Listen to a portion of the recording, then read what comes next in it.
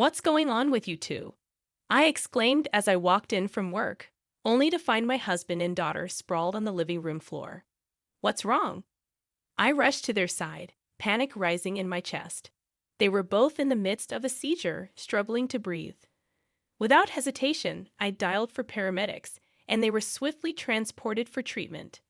As we rushed to the hospital, I was bombarded with questions, but all I could offer were fragmented observations.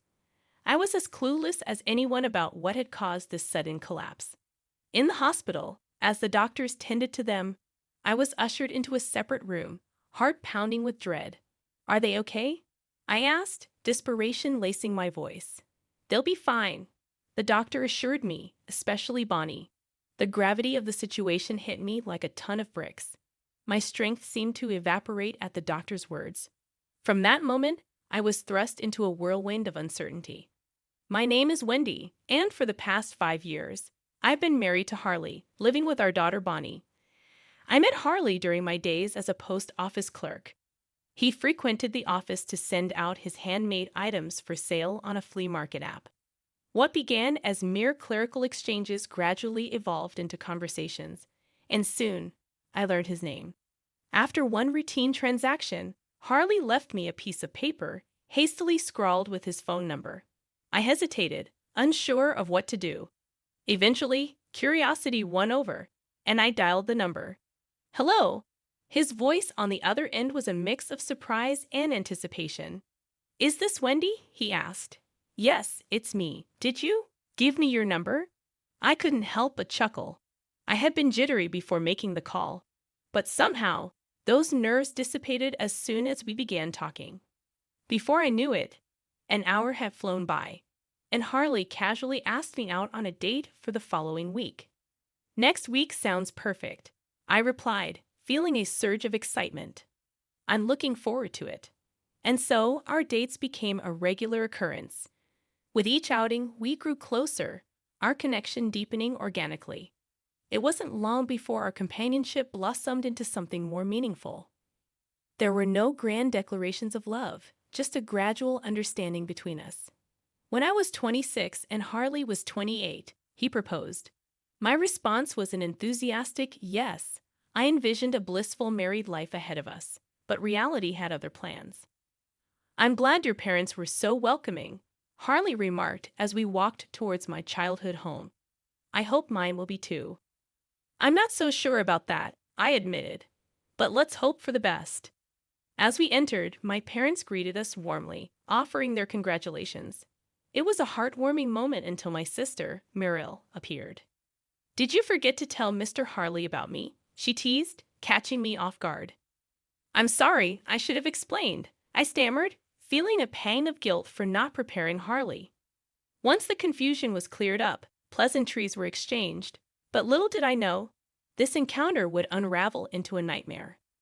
Afterwards, my sister and I discussed the situation.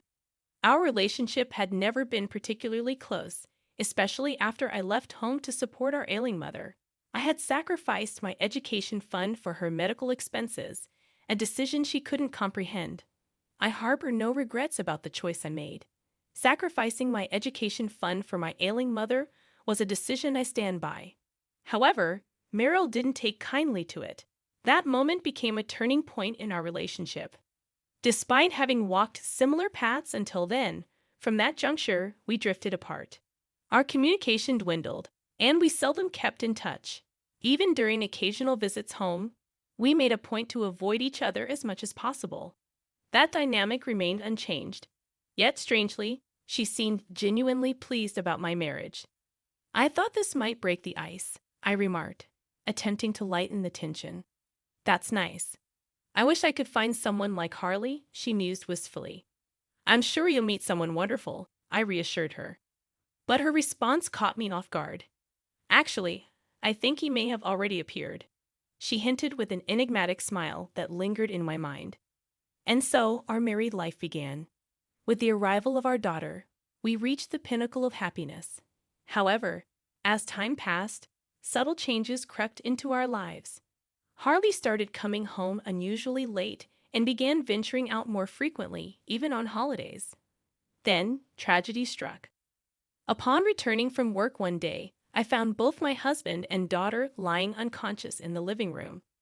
Panic surged through me as I rushed to their side, calling for help. Paramedics arrived swiftly, whisking them away for treatment. What happened? I asked frantically as they were taken to the hospital.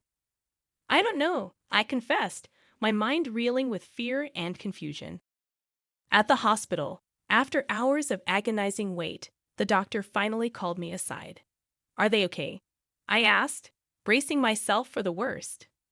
They're stable now, the doctor assured me, but they've suffered from acute nicotine pesticide poisoning. Relief flooded through me, but it was short-lived as the gravity of the situation sank in. Caught in a whirlwind of emotions, I found myself grappling with an unexpected turn of events.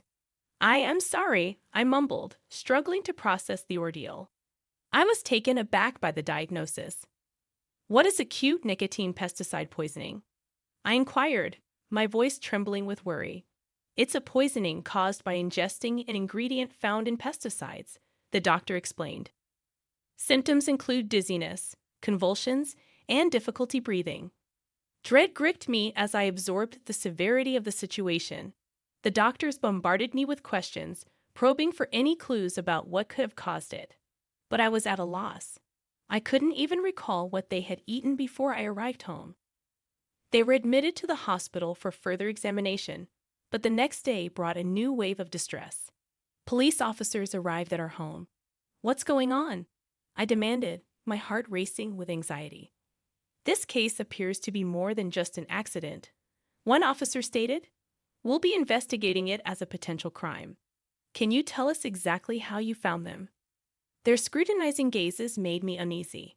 It was clear they harbored suspicions, though I couldn't fathom why. Nevertheless, I cooperated with their inquiries, hoping to dispel any doubts. During the search, an officer discovered pesticides in our trash can. I don't know anything about this, I protested, genuine confusion clouding my mind. I don't remember buying it. Despite my protests, I was escorted to the police station for further questioning. I reasoned that fleeing would only deepen their suspicions. At the station, they took my fingerprints, which were later matched to those found on the pesticide container. I was detained pending the results. Anxiety gnawed at me as I awaited the outcome. When the results came back, the officer's words struck me like a blow. Your fingerprints match those on the pesticide, he declared. You're now a suspect in an attempted murder case. I was stunned. How could this be? I couldn't comprehend why my fingerprints were on the pesticide, let alone why I would harm my own family. As I sat in the interrogation room, my mind raced with confusion and fear. The interrogation stretched on, each question digging deeper into my actions on that fateful day. It started like any other day. I began, my voice trembling. I went to work at the post office as usual. After my usual lunch at a nearby cafe, which lasted about an hour, I returned home. I recounted to the officer. He seemed satisfied, but then he asked about the day before. That afternoon, I went to a nearby supermarket and bought a cake, I explained. After that, I went straight home. The officer then presented me with a laptop. Take a look at this, he said, showing me a video clip from a surveillance camera at a store. In the footage, a woman stood in front of a shelf stocked with pesticides. Is that not you in the video? The officer inquired. My heart skipped a beat as I scrutinized the screen. What is this? Why, it's me, I gasped. But then realization dawned on me. No, wait, this is not me. The officers exchanged incredulous glances. Are you sure? One asked cautiously. I pointed to the screen, where I noticed a detail. Look here, I urged, indicating a mole near the woman's mouth. I don't have a mole. This isn't me. It's my twin sister, Meryl. The revelation stunned even the police. Your twin sister. They echoed in disbelief. As they reviewed the evidence, they found footage of me at the supermarket wearing the same clothes as the woman in the video. However, no one outside my family would know if I had left the house dressed like that. It all makes sense now, I murmured. That's what it meant. Concern flooded me as I realized the implications. What has happened to my husband? I inquired anxiously. If he's out of the hospital and back at home, please check on him immediately. I believe he's been seeing my sister." The officer looked taken aback. "How can you be so sure?" Taking a deep breath, I explained, "Because they're having an affair. They're trying to frame me. But your husband is a victim too, isn't he? That way, suspicion would be diverted." The gravity of the situation seemed to dawn on the police. "We'll need to investigate further," the officer conceded. "I understand," I replied. "But please check on both of them. It'll reveal everything." I understood that I was being detained. Typically, I would have been arrested immediately, but they decided to hold off on my arrest, recognizing the significance of my testimony. It felt like I was hanging on by a thread. 2 days later, I was summoned back to the interrogation room. "As you suspected, we looked into your husband and found evidence of an affair," the officer informed me. "We spoke to him, and he confessed to everything." "I'm sorry about this," the officer continued. "It was our oversight." For the time being, I was exonerated, but the ordeal was far from over. The betrayal by Harley and Merrill cut deep, especially considering they had implicated my young daughter. I knew I had to confront Harley. "You've done a despicable thing," I told him, struggling to contain my anger. "I can't believe you involved Bonnie in this to frame me. Merrill must have been behind this." Indeed, it turned out that Merrill had orchestrated the entire scheme. She had suggested preparing pesticides to frame me as a murderer.